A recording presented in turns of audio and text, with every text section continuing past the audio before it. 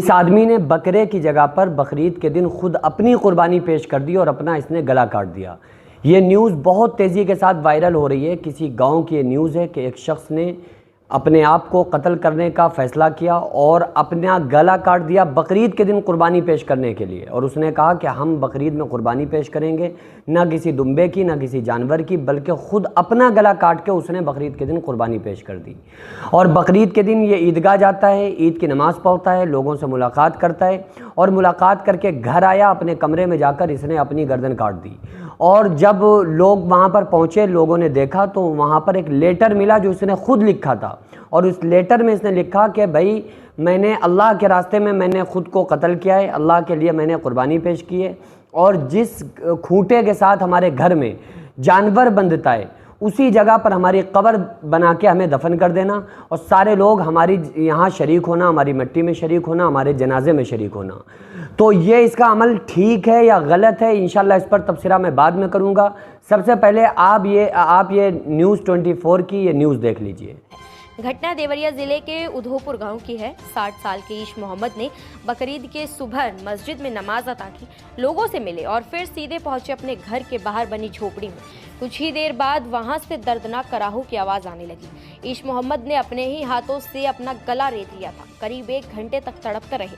پریجن انہیں Gorakhpur medical college لے کر بھاگے، لیکن علاج کے دوران ان کی موت ہو گئی۔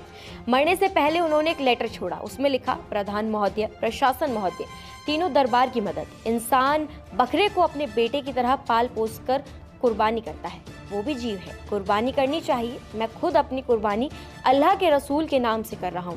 کسی نے میرا قتل نہیں کیا ہے۔ سکون سے مٹی دینا، کسی سے ڈرنا نہیں ہے۔ جس جگہ کھوٹا یعنی کہ گھر کے باہر زمین پر گڑا لکڑی کا ٹکڑا ہے، اسی جگہ پر قبر ہونی چاہیے۔ تو کیا اب اللہ تعالیٰ اس بندے کی قربانی کو قبول کرے گا یا نہیں؟ کیونکہ اس نے تو اپنا بکرا نہیں، اپنا مال نہیں، اپنے آپ کو اللہ کے راستے میں قربان کر دیا۔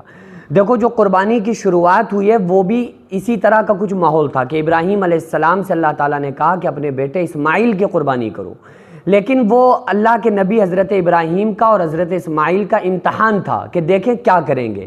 تو جب بیٹے اسماعیل کے اوپر چھری چلائی تو کیا ہوا؟ اللہ تعالیٰ نے چھری کو منع کر دیا اور چھری کو اجازت نہیں دی کہ وہ حضرت اسماعیل علیہ السلام کے گلے کو کاٹے۔ تو اللہ تبارک و تعالیٰ نے انسان کو جو ایک زندگی عطا کی ہے، جو سانسیں عطا کی ہیں، اگر کوئی انسان اپنی زندگی کو اپنے ہی ہاتھوں سے ختم کرتا ہے تو قرآن میں اللہ تعالیٰ نے ارشاد فرمایا وَلَا تَقْتُلُوا أَنفُسَكُمْ، اپنے آپ کو قتل نہ کرو۔ قیامت کے دن اللہ تعالیٰ جب پانی اگر زیادہ اپنے پھینکا اس کا حساب لے گا، تو اگر کوئی انسان اپنی جان کو ہلاک کر دے اپنے ہاتھوں سے تو کیا اس کا حساب نہیں ہوگا؟ ظاہر ہے اس چیز کا حساب ہوگا۔ اسلام نے اس چیز کی بالکل اجازت نہیں دی ہے کہ انسان خود اپنی جان کو ختم کر دے اللہ کے راستے میں۔ یہاں تک کہ شریعت تو ہمیں یہ مسئلہ بتاتی ہے، اگر کوئی انسان نماز بھی پڑھ رہا ہو اور اس کے سامنے سانپ یا کوئی موذی جانور آ جائے تو بندے کو چاہیے کہ وہ اپنی نماز کو توڑ دے اور توڑنے کے بعد پہلے موذی جانور کو ختم کرے۔ مسئلہ تو یہ ہے کہ اگر کوئی انسان نماز پڑھ رہا ہے اور اس کو یہ علم ہوا کہ بھئی اگر کوئی نابینا عورت، کوئی بوڑھی عورت جا رہی ہے، کوئی ماں جا رہی ہے اور وہ کنویں میں گر سکتی ہے، تو اس کو بچانے کے لیے تم اپنی نماز توڑ دو۔ علم نہ ہونے کی وجہ سے جو انسان کو صحیح لگ رہا ہوتا وہ انسان کام کرتا ہے۔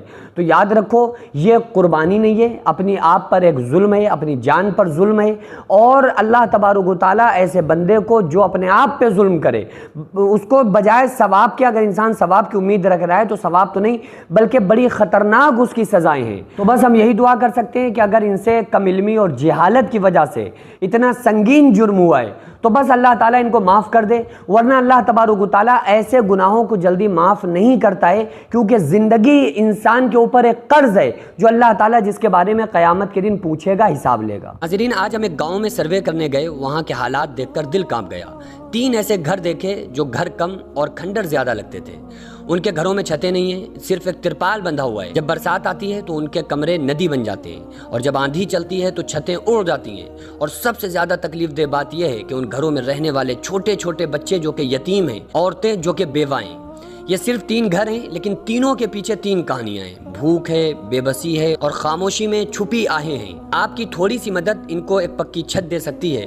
آؤ ہم سب مل کر اس کار خیر میں حصہ لیں. آپ اپنا دل بڑا کیجئے اور ان کے لیے وہ چھت بنائیں جس کے نیچے بچے آرام سے رہ کر ہم تمام لوگوں کو دعائیں دیں, جن کی دعائیں انشاءاللہ تعالی ہمیں دنیا اور آخرت میں کامیاب کر دیں.